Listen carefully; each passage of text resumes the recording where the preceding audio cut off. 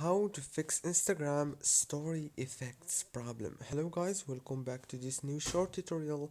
I'm gonna show you how to fix this problem. So first thing, open the settings on your phone and then go to the apps manager.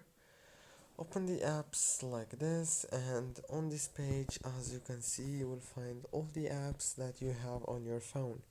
So all what you wanna do is scroll down until you find Instagram, and when you find it you have to click on it like this and then click on the force stop option.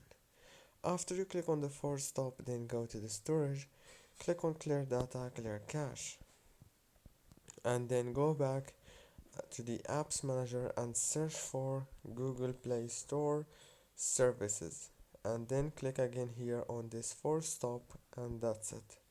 Don't forget to like, subscribe. Thank you very much for watching this tutorial until the end.